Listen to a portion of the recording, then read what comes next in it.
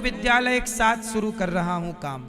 एक विद्यालय यहीं वृंदावन में बनेगा जो यहाँ 5-7 हजार बच्चों को शिक्षा देगा, और एक विद्यालय मेरे जन्मभूमि जिस माटी में मैं खेला पला बढ़ा, मध्य प्रदेश जबलपुर जिला, मध्य प्रदेश में एक गांव है जबलपुर जिला में, सेहुरा के पास रेौझा, मैं उस गांव में एक विद्यालय बना के अपने क्षेत्र के लोगों को एक विद्यालय दूंगा फ्री में, जहां मेरे 50-100 गांव के बच्चे वहां आके निःशुल्क शिक्षा पाएंगे।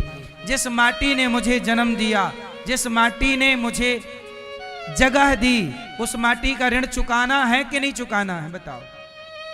मैं जिस माटी में खेला पला बढ़ा, बता मुझे उस माटी का ऋण चुकाना चाहिए कि नहीं? जोर से। तो मैं अपने गांव की माटी का ऋण विद्यालय देकर चुका रहा हूं। वहां मैं पहुंच रहा हूं कल से काम स्टार्ट हो जाएगा। ठीक है, भूमि पूजन हो गया है, सब कार्य हो गए हैं, बस अब काम की शुरुआत आपको दिखाएंगे, आपको बताएंगे। और एक साथ वहां भी काम, यहां भी एक साथ काम चालू हो रहा है। वृंदावन में भी 2 स्कूल 2 विद्यालय एक साथ बन रहे हैं, और ये 2 कंप्लीट होते ही 2-4 और चालू कर देंगे। आपके शहर में भी आपका सहयोग और आशीर्वाद रहा तो मैं आपके शहर में भी एक गौरी गोपाल विद्यालय बना सकता हूं। ये विद्यालय भारत के कोने कोने में होंगे तो शिक्षित समाज होगी और संस्कारी बच्चे होंगे। सही है गलत है? तो मैं जो सोच रहा हूं, मैं सपना देख रहा हूं कि ऐसा विद्यालय हो जहां बच्चे बढ़िया तिलक लगा के आए, सारे बच्चे तिलक लगाएं, सारे बच्चे का ड्रेसअप प्राचीन हो, धोती और कुर्ता वहां का ड्रेसअप हो, तिलक हो, ड्रेसअप हो, गले में सबके तुलसी की माला हो, और सब साइंस पढ़े, डॉक्टर बने। मैं सब कुछ बनाऊंगा, डॉक्टर भी बनाऊंगा, इंजीनियर भी बनाऊंगा, एडवोकेट भी बनाऊंगा, जज भी बनेंगे। आने वाले टाइम पे हम यूनिवर्सिटी भी, यदि प्राण रहे, यदि मैं जिंदा रहा तो मैं इस देश को कई यूनिवर्सिटी भी दूंगा। एक की तो मैं बात ही नहीं करता। आपका सहयोग और आशीर्वाद रहा तो मैं अपने जीते जी इस देश की शिक्षा बदल दूंगा। सरकार से तो हम कह चुके, वो तो बदलनी नहीं है। सरकार तो गीता पढ़ाएगी नहीं कि स्कूल के बच्चों को गीता पढ़ाना स्टार्ट करें।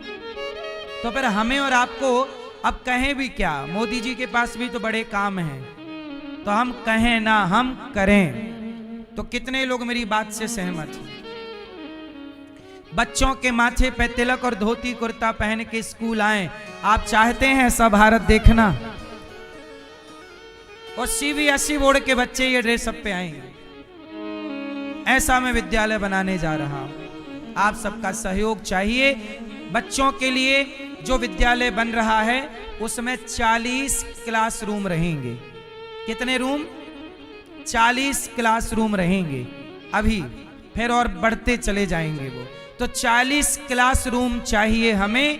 तो एक क्लासरूम आप अपनी ओर से बनवा सकते हैं कि एक क्लासरूम बच्चों का आप बनवा के देंगे अपनी तरफ से, आप यदि इस योग्य हैं तो। उस विद्यालय के निर्माण में थोड़ा सा योगदान, एक ईंट का ही सही, आप जरूर कीजिएगा, क्योंकि शिक्षा के इस यज्ञ में आपकी भी सहयोग की आहुति चाहिए। इसके बिना संभव नहीं है।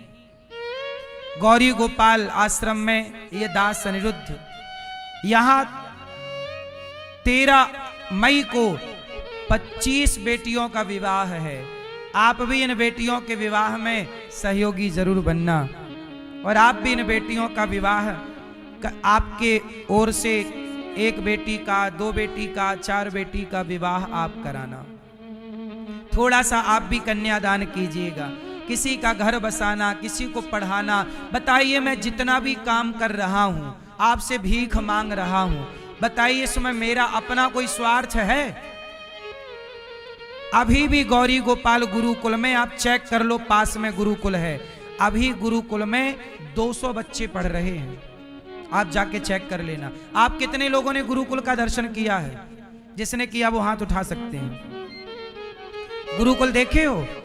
आज जाके चेक कर लेना। ये भैया इन लोगों ने देखा, पास में ही है, यहां से 200 बच्चे हैं। 200 बच्चों का रहना, पढ़ना, खाना, कॉपी किताब फ्री।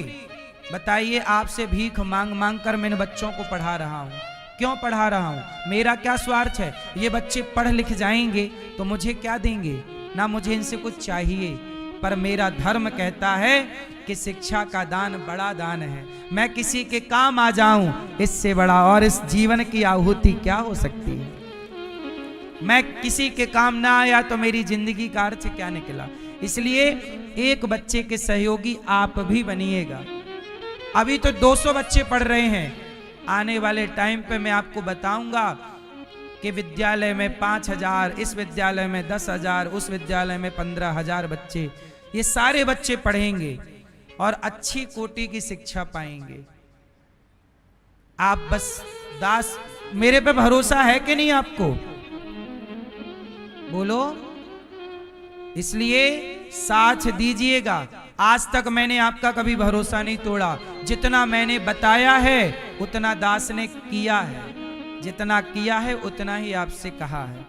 गौरी गोपाल आश्रम में देखो, हम तो धन्यवाद देते हैं हमारे यजमान जी का, श्री श्यामलाल अग्रवाल जी का, मैया कलावती जी का, जिन्होंने अपनी नगरी से यहाँ आकर भागवत सुन करके, परिवार को सुना करके, और अपना ही नहीं परिवार का सबका भला कर रहे हैं, कल्याण। ऐसे लोग धरती पर जब तक होंगे, इस धरती पे कलयुग का बोलबाला नहीं होगा। इस कलयुग में भी सतयुग का, द्वापर का बोलबाला है, क्योंकि आप जैसे अच्छे लोग हैं।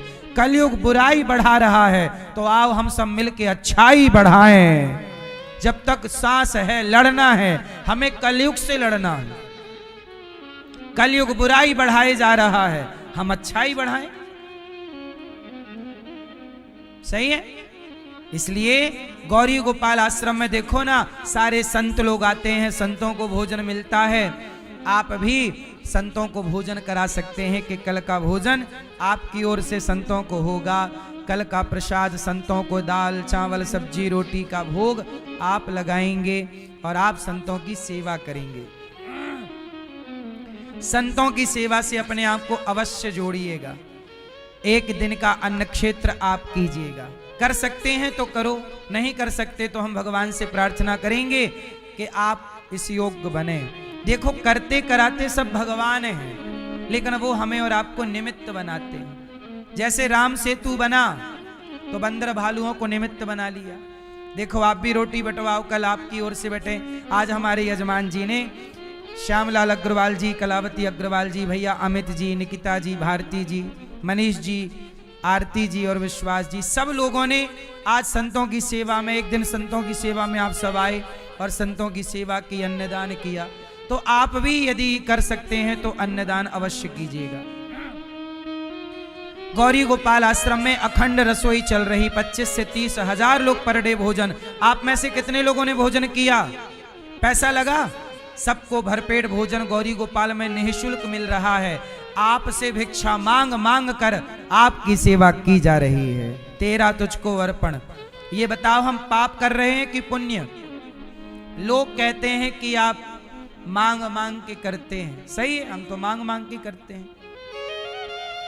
गौरी गोपाल आश्रम में देखो 315 हमारी माएँ, एक माँ से हम आपको मिलाते हैं। मैया कहाँ से आई हो मेरी माँ? दिल्ली से आए महाराज। दिल्ली। गौरी गोपाल में अच्छा लग रहा है? हाँ, बहुत। आपको कोई दिक्कत तो नहीं है यहाँ? नहीं, दिक्कत नहीं। आप तो काफी, आपको यहाँ भोजन दवाई सब मिल रहा है? सब टाइम से मिलता है। कितने समय हो गए आपको यहाँ रहते? 5 साल। 5 साल। आपको पैसे तो नहीं लिए हमने यहाँ रहने के? नहीं, कभी भी नहीं लिया कुछ तो आपके घर पे कौन कौन है? कोई नहीं है महाराज जी, जब भी तो आए आपकी शरण में। क्यों बेटा? नहीं है, बच्चे नहीं है। बेटी? बच्चे हैं ही नहीं। पति? वो भी नहीं है।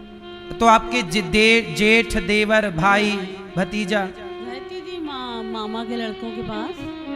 5 साल है, 3 साल है उनके पास। उन्होंने क्या, अपना रास्ता देखो आप।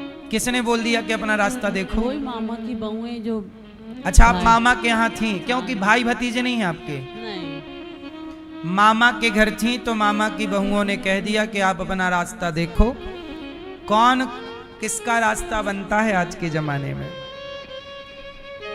कौन है? आप तो कर रहे हैं सबका इतना। आपका दास, ये बेटा आपका, हमसे तो जो बनता हम करते हैं सेवा, लेकिन आज के ज़माने में संसार में आप जैसे भले लोग हैं, आप जैसे भक्तों के सहयोग से इन माँओं को यहाँ भोजन नाश्ता, कल आप भोजन माँओं को करा सकते हैं अपनी तरफ से कि सभी माँओं को आपकी तरफ से भोजन हो, नाश्ता हो, दूध की सेवा हो, एक एक गिलास सभी माँओं को आप चाहें तो कराएं। हम तो आप लोगों से यही कहेंगे कि आप लोग हैं तो इस धरती पे धर्म टिका है। आप जैसे लोग सहयोग करना छोड़ देंगे तो कलयुग का ही बोलबाला हो जाएगा चारों ओर। इसलिए